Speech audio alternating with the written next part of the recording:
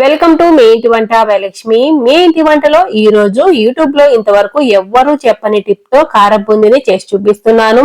కారం బూందీ చేసుకోవాలంటే చాలా మంది భయపడుతూ ఉంటారండి. ఎక్కువ ఆయిల్ పీల్చేసుకుంటుంది, ఇంకా రౌండ్ గా రాదు అనుకుంటూ ఉంటారు.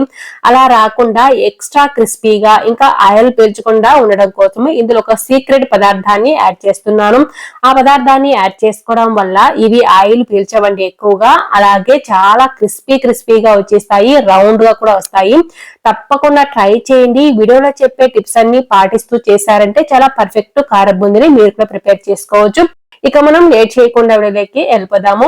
ముందుగా ఒక మిక్సింగ్ బౌల్ లో ఒక స్టైనర్ పెట్టేసుకుని 2 కప్పుల శనగపిండిని జల్లించుకుంటున్నాను. ముందుగా అయితే 1 కప్పు శనగపిండి వేసి జల్లించాను, మళ్ళీ 2వ కప్పు శనగపిండి కూడా వేసుకుని జల్లిస్తున్నాను. శనగపిండిని ఖచ్చితంగా జల్లించే చేసుకోవాలి. ఇప్పుడు ఇదే స్టైనర్ లోనే 2 టేబుల్ స్పూన్ వరకు కార్న్ ఫ్లోర్ వేసుకున్నాను. కార్న్ ఫ్లోర్ వేసుకోవడం వల్ల చాలా బాగా రౌండ్ గా వచ్చేస్తాయి, ఆయిల్ కూడా పీల్చవు. అలాగే 1 టీ స్పూన్ వరకు కారపొడి కూడా వేసుకుని జల్లిస్తున్నాను. కారపొడిలు ఎక్కడైనా బరగ్గా ఉంటే ఇలా జల్లించుకోవడం వల్ల చాలా సాఫ్ట్ గా వచ్చేస్తుంది. ఇలా జల్లించుకున్న దాంట్లోనే రుచికి సరిపడా సాల్ట్ వేస్తున్నాను. నేనైతే ఇక్కడ 1/2 టీ స్పూన్ వరకు సాల్ట్ వేసుకుని మొత్తం బాగా కలిసేటట్టు కలిపేసుకుంటున్నాను. అన్ని కూడా చాలా బాగా కలిసిపోతాయి ముందుగా ఇలా కలుపుకోవడం వల్ల. పిండిని ఇలా కలుపుకున్న తర్వాత ఇప్పుడు కొద్దిగా నీళ్లు వేసుకుంటూ గట్టి పేస్ట్ లాగా చేసుకోవాలి. అప్పుడే ఎక్కువ ఉండలు కట్టకుండా చాలా బాగా కలిసిపోతుంది. ఇలా గట్టి పేస్ట్ లాగా వచ్చిన తర్వాత ఇప్పుడు కావలసిన కన్సిస్టెన్సీ వరకు నీళ్లు యాడ్ చేసుకోవాలి. ముందుగానే ఎక్కువ నీళ్లు యాడ్ చేసామంటే ఎక్కువ ఉండలు కట్టేస్తుంది, కలుపుకోవడానికి కష్టంగా ఉంటుంది. కాబట్టి గట్టి పేస్ట్ లాగా చేసుకొని తర్వాత నీళ్లు యాడ్ చేసుకుని ఇలా వచ్చేంత వరకు కలిపేసుకోవాలి. ఇప్పుడు గరిటెతో చెక్ చేసి చూపిస్తున్నాను, చూసారు కదా, మనకు ఈ కన్సిస్టెన్సీలో ఉండాలి. అంతకంటే ఎక్కువ గట్టిగా ఉండకూడదు, అలానే ఎక్కువ పలుచగా కూడా ఉండకూడదు. ఇలా ఉంటే సరిపోతుంది. ఇప్పుడు బూందీ గరిటెలన్నీ మార్కెట్ లో దొరుకుతూ ఉంటాయి కదా, ఇలాంటి గరిటెలు ఉన్నా పర్లేదు. ఇవి లేదు అనుకుంటే అందరిళ్లలో చిల్లులు గరిటెలు అయితే ఉంటాయి కదా, వాటితోనే చేసుకోవచ్చు. చిల్లులు గరిటె అనేది చిన్నదిగా ఉంది కాబట్టి, ఇక్కడ నా దగ్గర బూందీ గరిటె ఉంది కాబట్టి బూందీ గరిటెతోనే చేస్తున్నాను. చిల్లులు గరిటెతో చేస్తే కొద్దిగా టైం ఎక్కువ తీసుకుంటుంది, చిన్నది కాబట్టి.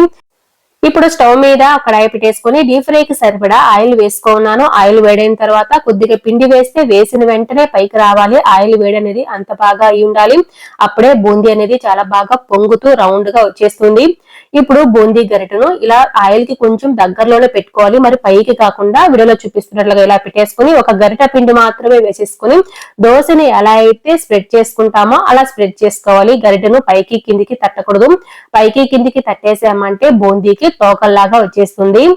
కాబట్టి ఇలా అనాలి, అప్పుడే రౌండ్ గా చాలా బాగా వచ్చేస్తుంది.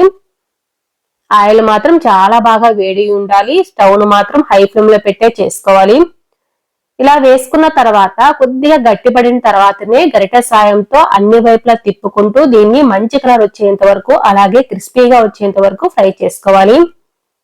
చూసారు కదా, కొద్దిగా దూరగలు తగ్గాయి కదా. ఇప్పుడు గరిటె సాయంతో ఇలా కలుపుకుంటూ ఉండాలి. అప్పుడే అన్ని వైపులా మంచిగా ఫ్రై అయిపోతుంది ఈ కారం బూందీ.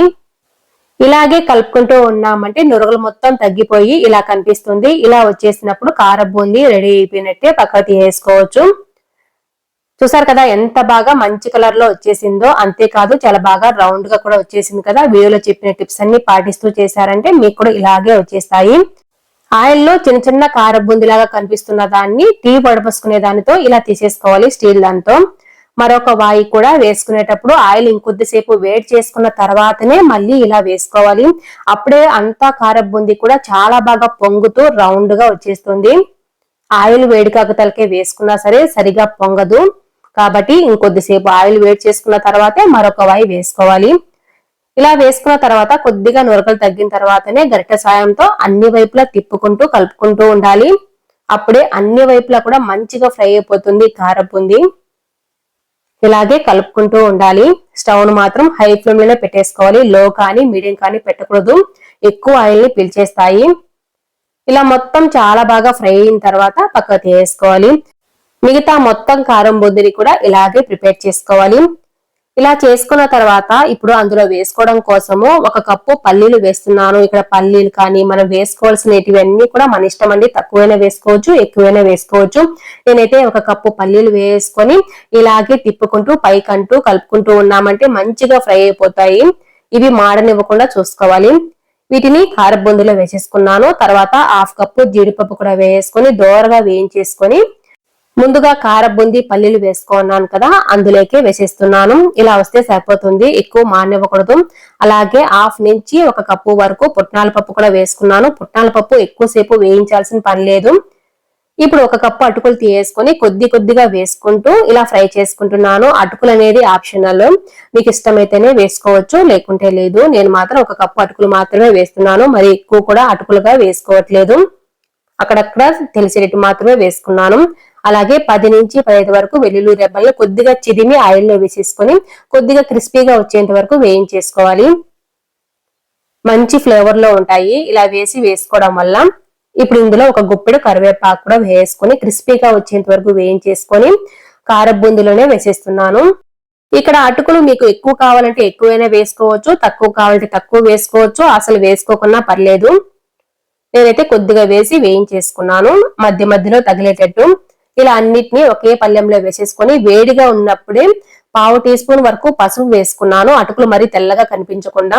అలాగే రుచికి సరిపడా సాల్ట్ కూడా వేసుకున్నాను, 1/2 టీ స్పూన్ వరకు వేసేసుకున్నాను. అలాగే 1/2 టీ స్పూన్ కారపొడి, 1/2 టీ స్పూన్ గరం మసాలా వరకు వేసుకున్నాను. ఈ మసాలాలన్నీ కూడా మీ రుచికి సరిపడా వేసుకోవచ్చు. ఎక్కువ స్పైసీగా కావాలంటే ఎక్కువ వేసుకోవచ్చు, తక్కువ కావాలంటే తక్కువైనా వేసుకోవచ్చు. అన్ని వేసుకున్న తర్వాత మొత్తం బాగా కలిసేటట్టు కలిపేస్తున్నాను. ఇదంతా మనము వేడిగా ఉన్నప్పుడే ఫాస్ట్ గా చేసుకోవాలి, అప్పుడే వేసుకున్న మసాలాలన్నీ కూడా ఈ కార బూందీకి చాలా బాగా పడతాయి. చూసారు కదా, మొత్తం బాగా కలిసేటట్టు కలిపేసుకున్నాను. వీడియోలో చెప్పిన విధంగా ఒక్కసారి ట్రై చేయండి. ఆయిల్ ముందుగా మనం చేసే కార బూందీ కంటే ఈ కార బూందీ ఆయిల్ చాలా తక్కువగా పీలుస్తాయి. ఆయిలే తెలియదు అసలు, చాలా గుల్లగా కరకరలాడుతూ వచ్చేస్తాయి. మామూలుగా చేసే కార బూందీకి ఈ కార బూందీకి చాలా డిఫరెన్స్ ఉంటుంది. తప్పకుండా ట్రై చేయండి. మీరు ట్రై చేసిన తర్వాత మీకు ఎలా వచ్చిందో కామెంట్ రూపంలో చెప్పడం మాత్రం అసలు మర్చిపోకండి. చూసారు కదా, మొత్తం కార బూందీ కూడా ఎంత బాగా రౌండ్ గా వచ్చేసిందో.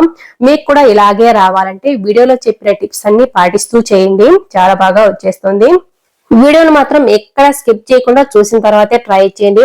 ఇలా మొత్తం బాగా కలిపేసుకున్న తర్వాత పూర్తిగా చల్లారేంత వరకు పక్కన పెట్టేసుకోవాలి. చల్లారిన తర్వాతనే మనము ఒక 8 కంటైనర్ లో స్టోర్ చేసుకున్నామంటే వారం నుంచి 10 రోజుల వరకు చాలా ఫ్రెష్ గానే ఉంటాయండి. చూస్తూనే తెలుస్తుంది కదా ఈ కార బూందీ ఆయిలే పీల్చలేదనేసి. తప్పకుండా ట్రై చేయండి. మీకు ఈ వీడియో నచ్చినట్లయితే తప్పకుండా ఒక లైక్ కూడా చేయండి. అలాగే లైక్ చేసిన తర్వాత హైప్ అనే ఆప్షన్ వస్తుంది, హైప్ చేయడం వల్ల ఈ వీడియో మరికొంతమందికి చేరుతుంది. కొత్తగా చూస్తుంటే సబ్స్క్రైబ్ చేసుకోవడం మాత్రం అస్సలు మర్చిపోకండి. మీ ఫ్రెండ్స్ కి రిలేటివ్స్ కూడా షేర్ చేయండి. ఇప్పుడు ఒకటి ప్రెస్ చేసి కూడా చూపిస్తున్నాను. చూసారు కదా ఎంత బాగా ఎక్స్ట్రా క్రిస్పీగా వచ్చేసిందో. తప్పకుండా ట్రై చేయండి. Thanks for watching.